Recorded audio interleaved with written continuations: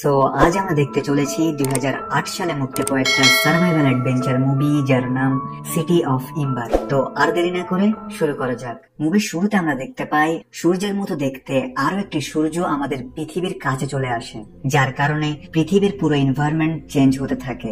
সব বিজ্ঞানীরা বুঝতে পারে পৃথিবী এখন বসবাসের উপযুক্ত নয়, তাই কিছু বিজ্ঞানী আর ইঞ্জিনিয়াররা মিলে মাটির অনেক ভেতরে একটা ভিন্ন ধরনের শহর তৈরি করে। তারা সেই শহরটির নাম দেয় এম্বার সিটি। তারা সেখানে এমন একটা ব্যবস্থা করে যাতে 200 বছরের আগে কেউ পৃথিবীতে ফিরে আসতে না পারে, কারণ তারা গবেষণা করে জানতে পেরেছে প্রায় 200 বছর পর পৃথিবী আবার আগের অবস্থায় ফিরে আসবে। তাই সেই বিজ্ঞানীর একটা বক্স তৈরি করে এবং সেখানে 200 বছরের একটি টাইম সেট করে দেয়, অর্থাৎ 200 বছরের পূর্বে কেউ চাইলে বক্সটি খুলতে পারবে না। তারা সেই বক্সটির ভেতর এম্বার সিটি থেকে কিভাবে পৃথিবীতে ফিরতে হবে সেই সমস্ত ইনফরমেশন গুলো রেখে দেয়, যেন এম্বার সিটির মানুষরা 200 বছর পর এই ইনফরমেশন গুলো কাজে লাগিয়ে আবার পৃথিবীতে ফিরে আসতে পারে। বিজ্ঞানীরা সর্বপ্রথম বক্সটিকে সেই শহরের মেয়রের কাছে তুলে দেয়। এরপর সময়ের পরিবর্তনের সাথে সাথে বক্সটি নতুন নতুন মেয়রদের কাছে পাস অন হতে থাকে, কিন্তু এক সময় 7 নং মেয়র নতুন মেয়রকে পাস অন করার আগেই মারা যায়। ফলে ধীরে ধীরে সকলেই এই বক্সের ব্যাপারে ভুলে যায়, আর ঠিক সময় মতো 200 বছর পর সেই বক্সটি খুলে যায়। কিন্তু সেই বক্সটির ভেতর কি রয়েছে তা দেখার মতো এখন কেউ ছিল না। বক্সটি খুলে যাওয়ার আরো অনেক বছর কেটে যায়। এরপর আমরা সেই এম্বার সিটি দেখতে পাই। এই শহরটিতে বেশ কিছু নিয়ম কানুন আছে। শহরটিকে পরিচালনা করার পেছনে শহরের প্রত্যেক মানুষেরই ভূমিকা রয়েছে, অর্থাৎ এই শহরের প্রতিটি মানুষ কোনো না কোনো কাজ করে। তবে এই শহরের কোন মানুষ কি কাজ করবে সেটা লটারির মাধ্যমে নির্ধারণ করা হয়। এই এম্বার সিটিতে তেমন কোনো আধুনিক প্রযুক্তি নেই, তাই প্রতিটি কাজ ম্যানুয়ালি অনেক কষ্ট করে করতে হয়। এবং এই শহরে সরাসরি কোনো বৈদ্যুতিক সংযোগ নেই, বরং শহরটির বিভিন্ন স্থানে বড় বড় জেনারেটরের সাহায্যে এই পুরো শহর আলোকিত হয়ে থাকে। এখন যেহেতু এই শহরটি 200 বছরের জন্য বানানো হয়েছিল এবং শহরটি যেহেতু 200 বছরের বেশি হয়ে গিয়েছে, তাই এখানকার সবকিছু দিন দিন অকেজো হয়ে যাচ্ছে। এখানকার জেনারেটর গুলোও অনেক দুর্বল হয়ে গিয়েছে, যার ফলে শহরটিতে লোডশেডিং এর সমস্যা লেগেই থাকে। এই শহরে আমরা একজন ডুন নামের ছেলেকে দেখতে পাই। ডুনের স্বপ্ন ছিল সে বড় হয়ে একজন ইলেকট্রিশিয়ান হবে, যেন সে শহরের লোডশেডিং এর সমস্যা একেবারে দূর করে দিতে পারে। আসলে তার বাবাও একজন ইলেকট্রিশিয়ান ছিল, তাই সে তার বাবার স্বপ্ন পূরণ করছে। অন্যদিকে আমরা লিনা নামের একজন মেয়েকে দেখতে পাই, যার স্বপ্ন ছিল একজন মেসেঞ্জার হওয়া, অর্থাৎ শহরের সব খবরাখবর সে মানুষদের কাছে পৌঁছে দেবে। যেহেতু এই শহরের লটারির মাধ্যমে কাজ নির্ধারণ করা হয়, তাই আজ তাদের সেই কাঙ্ক্ষিত দিন ছিল। কিন্তু দুর্ভাগ্যবশত লিনার ভাগ্যে পাইপ ওয়ার্কারের কাজ মিলে আর ডুনের ভাগ্যে মেসেঞ্জারের কাজ, যার ফলে তাদের দুজনের খুব মন খারাপ হয়। এখন মেসেঞ্জার হওয়া থেকে ভালো ডুন লিনার সঙ্গে তার কাজ এক্সচেঞ্জ করে নেয়, কারণ সে পাইপ ওয়ার্কার হলেও সে জেনারেটরের কাছে থাকতে পারবে। অন্যদিকে লিনাও এতে অনেক খুশি হয়, কারণ তার মেসেঞ্জার হওয়ার স্বপ্ন এখন পূরণ হয়ে গিয়েছে।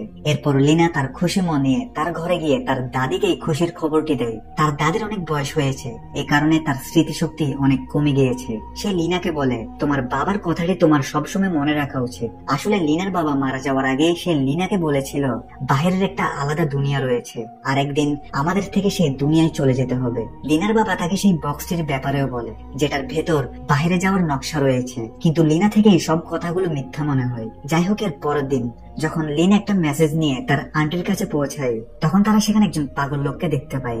সে পাগলটি সবাইকে চিৎকার করে বলছিল শহরের অন্ধকার জায়গাটিতে যেখানে কারো যাওয়া নিষেধ ছিল, সেখানে সে একটি বড় ক্রিয়েচার দেখেছে, কিন্তু তার কথাই কেউ বিশ্বাস করে না, আর তাকে ধরে সেখান থেকে নিয়ে যাওয়া হয়। লিনা এসে দেখে সেখানে ক্রিয়েচারের শিং পড়েছিল, যে ব্যাপারে সে লোকটি বলছিল, অর্থাৎ লিনা থেকে এখন সেই ক্রিয়েচারের উপর বিশ্বাস হয়েছে। অন্যদিকে আমরা ডুনকে দেখতে পাই, যে তার কাজে পৌঁছায়। সেখানে তার সিনিয়র অফিসার মার্টিন ছিল, যে কিনা খুবই কঠোর ছিল।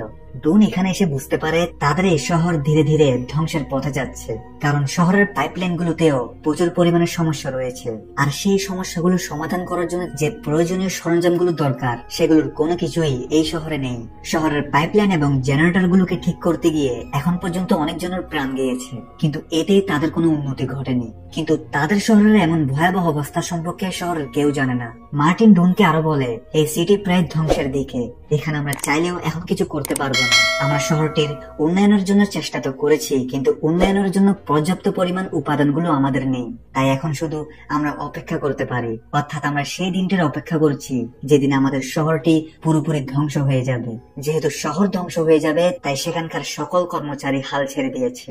এখন তারা শহরটিকে নিয়ে চিন্তা করে না, কিন্তু ডুন এই ব্যাপারটা কোনোভাবেই মেনে নিতে পারছে না। সেই শহরের মানুষদের কথা ভেবে সেই ড্যামেজ হওয়া পাইপলাইন গুলো ঠিক করার কথা ভাবে। তাই সে একটা চালাকি করে মার্টিনের পকেট থেকে অ্যাম্বার সিটির পাইপলাইনের ম্যাপটি নিয়ে নেয়। এরপর সেই ম্যাপের সাহায্যে সামনে যেতে থাকে। এই পুরো শহরে অনেক বড় বড় এবং লম্বা লম্বা পাইপ ছিল। শহরের কেউ জানে না এই পাইপগুলো কোথায় গিয়ে শেষ হয়। ডুন চলতে চলতে একটি রুমের দরজার সামনে পৌঁছায়, যেখানে 351 নাম্বার রুম লেখা ছিল। কিন্তু অদ্ভুত ব্যাপার, ম্যাপের মধ্যে এই রুমের ব্যাপারে কিছু লেখা ছিল না। ডুন কৌতূহলবশত দরজাটি খুলে ভেতরে প্রবেশ করে। সেখানে গিয়ে ডুন বড় একটি টানেল দেখতে পায়, আর এই টানেলটি পুরোপুরি অন্ধকার ছিল। সেখানে অনেক অন্ধকার দেখতে পেয়ে ডুন অন্য রাস্তা দিয়ে চলে যায়। ডুন রাস্তাটা দিয়ে হাঁটার সময় সে উপর থেকে নেমে আসে একটি দড়ি দেখতে পায়। ডুন দড়িটির সাহায্যে উপরে ওঠে, আর সে বুঝতে পারে এটা হলো তাদের শহরের স্টোর রুম। কিন্তু স্টোর রুম গুলোতে খাবার প্রায় শেষ হয়ে এসেছে।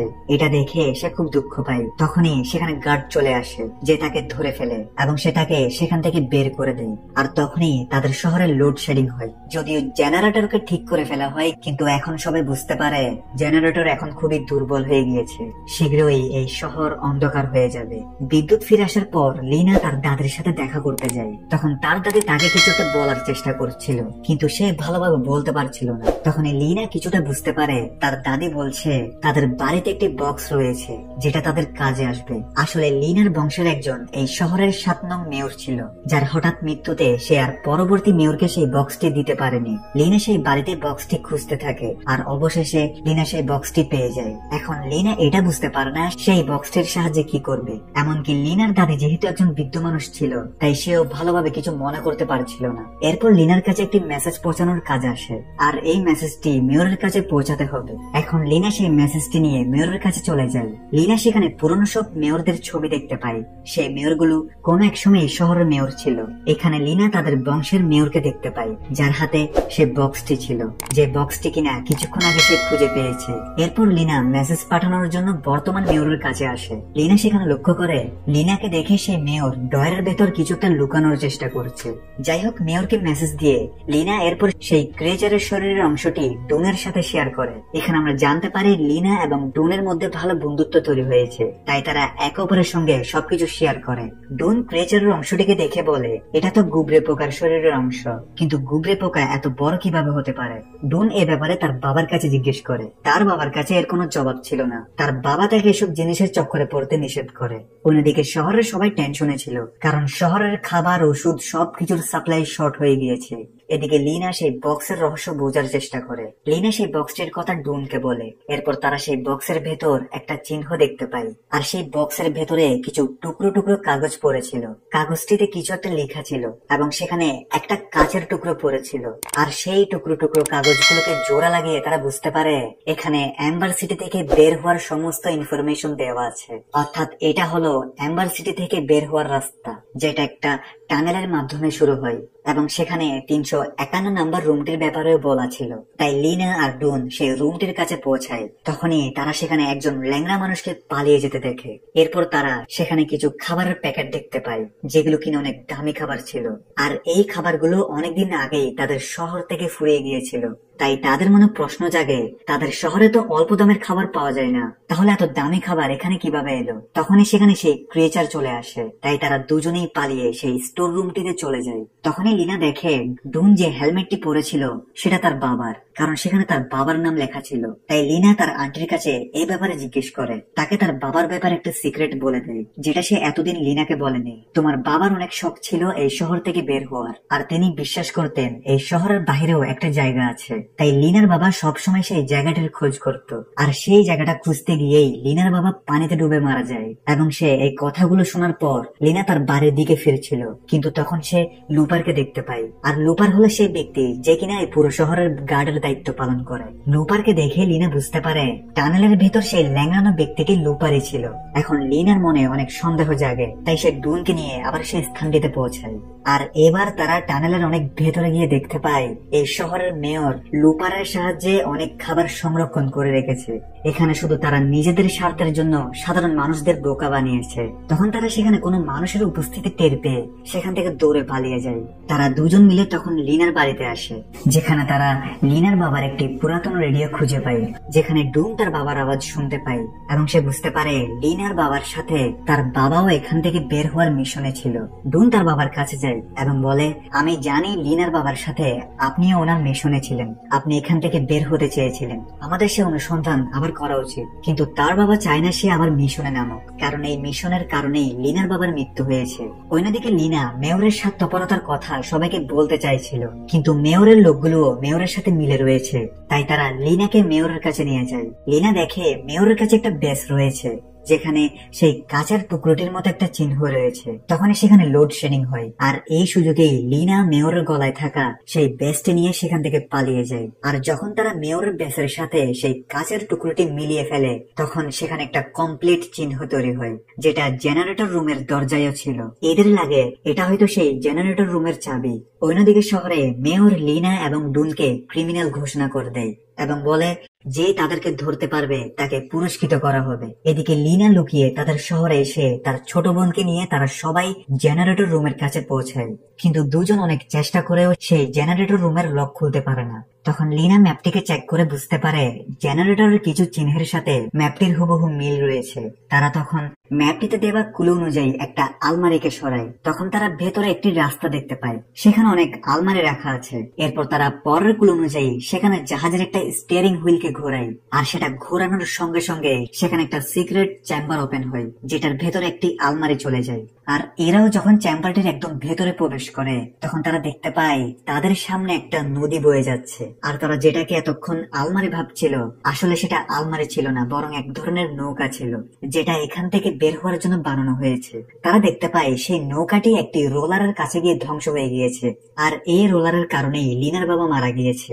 এখন তারা যদি নৌকার সাহায্যে এখান থেকে বের হতে চায়, তাহলে পানির লেভেল বেশি হতে হবে, যেন তারা রোলারের উপর দিয়ে চলে যেতে পারে। তারা পরের ইনস্ট্রাকশন গুলো পড়তে থাকে, যেখানে কন্ট্রোল রুমের ব্যাপারে বলা ছিল। তারা সেই কন্ট্রোল রুমের কাছে যায়, আর তারা সেখানে সেই কি হোলটা দেখতে পায়, যেটা কিনা তারা মেয়রের বেচ আর সেই কাচের টুকরোটা দিয়ে বানিয়েছিল, অর্থাৎ এটাই কন্ট্রোল রুমের চাবি। তারা সেই চাবির সাহায্যে কন্ট্রোল রুমে প্রবেশ করে, আর তা দেখে বাহিরে যত মেকানিজম আছে সেটা এখান থেকে কন্ট্রোল করা যেতে পারে। এরপর তারা পরের ইনস্ট্রাকশন ফলো করে সেখানে একটি সুইচ অন করে দেয়। তখন বাহিরে যে বড় রোলারটি ছিল সেটি উল্টো ঘুরতে শুরু করে, যার ফলে পানির লেভেল দ্রুত গতিতে বাড়তে শুরু করে, কিন্তু রোলার চলতে চলতে হঠাৎ থেমে যায়। সাথে তারা এখন যে সুইচটি অন করেছিল, তাদের শহরের ইলেকট্রিসিটি পাওয়ার অনেক গুণ বেড়ে যায়, যার ফলে শহরের সব লাইট গুলো ব্লাস্ট হয়ে যায়। সাথে তাদের পুরো শহরটিতে এখন পানি প্রবেশ করা শুরু করেছে। এই দৃশ্য দেখে মেয়র মনে করে আজই হয়তো তাদের শহর ধ্বংস হয়ে যাবে। এই জন্য সে ভয় পেয়ে তার খাবার রুমে লুকিয়ে পড়ে, কিন্তু ঠিক তখনই সেখানে অদ্ভুত সেই ক্রিয়েচারটা চলে আসে এবং সে মেয়রকে মেরে ফেলে। অন্যদিকে ডুনের কাছে মার্টিন পৌঁছে গিয়েছে এবং সে ডুনের সঙ্গে এগুলো ঠিক করছিল। সে মেশিনটিকে কন্ট্রোল তো আনতে পারে, কিন্তু সেটা এমন ভাবে কন্ট্রোল হয় যে যতক্ষণ সেটাকে ধরে রাখবে ততক্ষণ পানির স্রোত বন্ধ থাকবে। অনেক সময় চলে যাওয়ার পর মার্টিনের শরীরে আর কোনো শক্তি ছিল না, তাই ধীরে ধীরে পানির স্রোত আরো বাড়তে থাকে। পরিস্থিতি ভয়াবহ দেখে ডুন লিনাকে নিয়ে সেখান থেকে চলে যেতে চায়, এমনকি সে মার্টিনকেও তাদের সাথে যেতে বলে, কিন্তু মার্টিন তার কথায় রাজি হয় না। এরপর তারা তিনজন একটি নৌকার উপর বসে পড়ে, আর যখন সেখানে পানির একটা বড় স্রোত আসে, তখন তারা স্রোতের সাহায্যে সে রোলারটি পার করে ফেলে। তারা নৌকা দিয়ে অদ্ভুত কিছু জায়গা পার করছিল।